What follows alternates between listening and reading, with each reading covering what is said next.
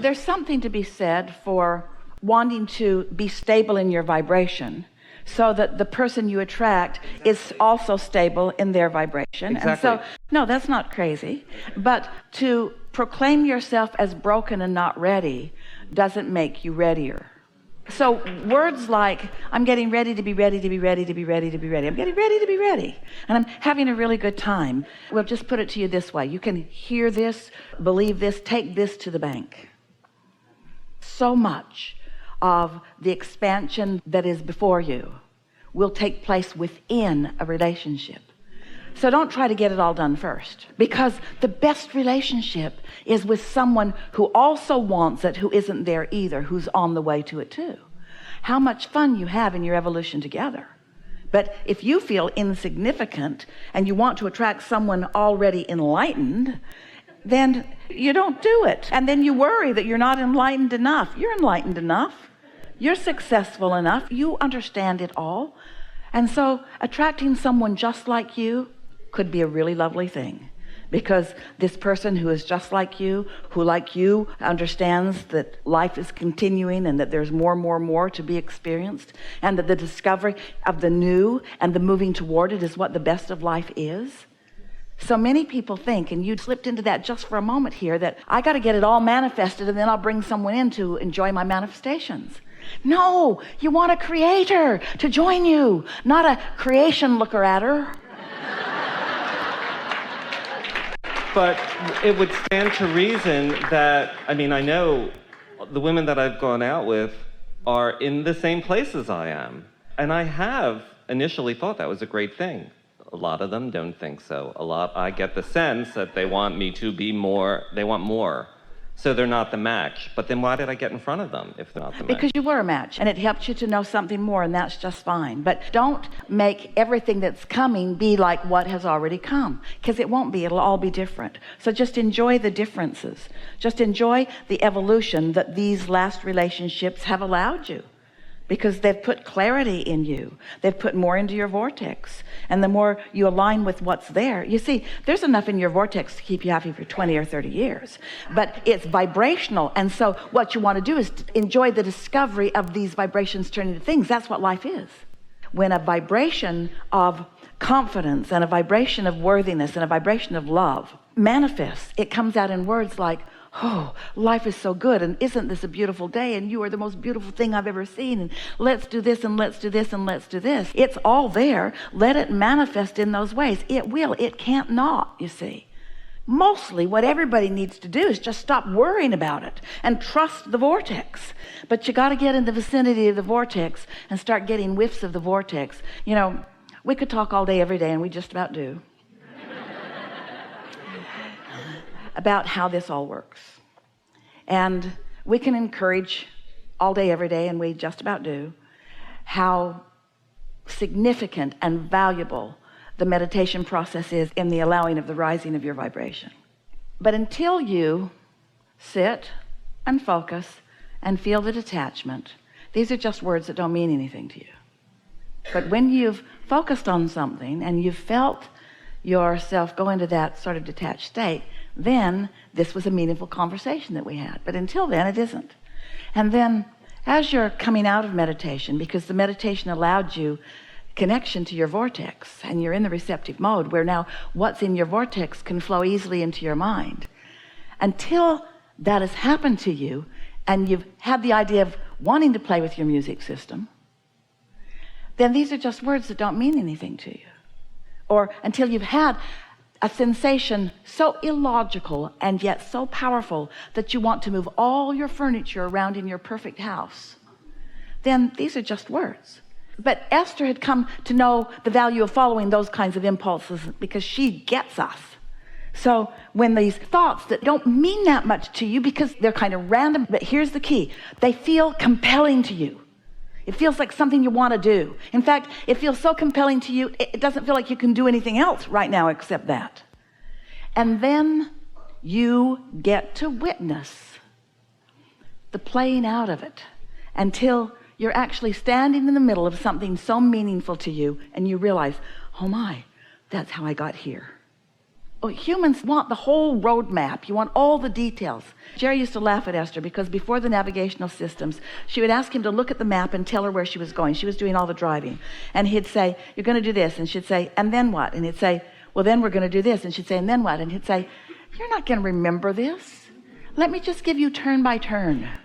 No, I need a big picture. I want the big picture. And of course you want the big picture, but you also want turn by turn, because you don't need to hold all of those unnecessary details in your mind. You see what we're getting at?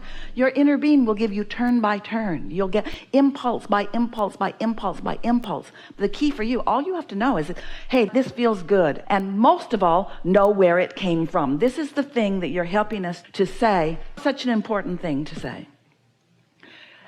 In every awake moment, you are in a receiving mode of something. The question is, what are you in the receiving mode of? Are you in the receiving mode of CNN? Are you in the receiving mode of your not successful thoughts? Are you in the receiving mode of successful thought? Are you in the receiving mode of your inner being who knows everything you want, who knows where everything is in relationship to where you are, who knows the path of least resistance, where your resistance is and what path will lead you around and over and under and through it to get you to where you want to be? And to be in the receiving mode, I mean, to know when you're in the receiving mode. We can't be in the receiving mode all day. You are in the receiving mode all day. You're in the receiving mode all day of something. The question is, I'm frustrated. Well, that receiving mode is about worrisome things. That's a mood. Your mood. Yeah. Your mood indicates what receptive mode you're in. When you feel exhilaration, when you feel eagerness, when you feel interest, when you feel happy. Our favorite word is satisfied. Satisfied. Oh, that was nice. Esther laughs every day at the things that are so satisfying that if anybody knew how much satisfaction she was getting out of it, they would be sure she was crazy. But it's satisfying because it's lining up.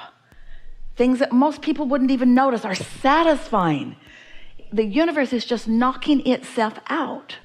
Things that many people call dumb things, where the universe is just showing you and showing you and showing you. We're watching, we're listening, we're aware, here's how. We're watching, we're listening, we're aware, here's how. Esther was looking for something in her cabinet over her washer.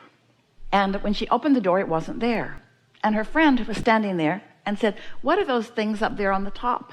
And Esther said, what things? Oh, those are UFOs.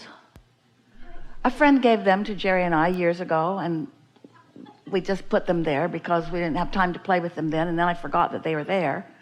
So she took them down and said to her friend, do you want to drop them by that place on the way where we can give things to people who want things that we don't want? And she said yes. So they're sitting on the table and they're looking at them, and then Esther gets a text, and it's from another friend who had bought some contraption and was sending her a picture of it. And Esther said, what is that? And her friend said, UFO. Well, it wasn't a UFO, it was a musical instrument. And Esther said, the universe thinks it's so funny. And is things on the shelf that had been there for 8 years that Esther didn't even know they were there. Her attention was called to them because she was looking for something else. She got them down and in that moment received a text from someone who's talking about a UFO. Now, you can call that a coincidence. We call it your inner being lining things up. We call it universal forces knowing what's active within you. We call it realization of what you've got flowing. We call it receptive mode. Receptive mode of highest vibration. And so all day, every day, those kinds of things are happening, aren't they? But don't you have all of these things happening that you've been calling coincidences for a long time? It's time to start acknowledging the hands in the game that your inner being has on your behalf. It's time to begin realizing that you're not going it alone. You're not proving your worthiness to anyone. You are a cooperative component to your own creation, as is your inner being. And when you relax and allow more of that, then satisfaction, satisfaction, satisfaction, satisfaction. Esther is walking with her music in her ear. She had on all black. She said, I looked just like the iPod commercial. She didn't mean to, but she was laughing at herself. And she's sort of dancing around the loop that she likes to walk. And she came around a corner, and there was a man walking a dog. And the man was wanting to jog, so they were jogging out ahead of her. And Esther has noticed them while she's walking behind them. And then the dog stopped and waited for Esther. And the man did not want to wait for Esther. He wanted to keep jogging. The dog would not move because the dog liked the way Esther felt.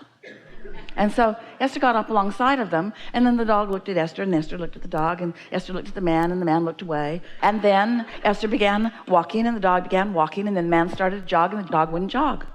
And the only thing that saved him is it was time for Esther to turn off to her house, or they'd probably still be standing in the street, because the dog liked the influence of happy that Esther was feeling, blissed out in the moment, in every possible way.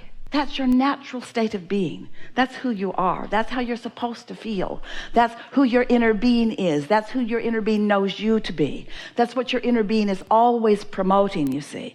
And anything less than interest or eagerness or love or fun, anything less than that is you off your beam a little bit. Yes?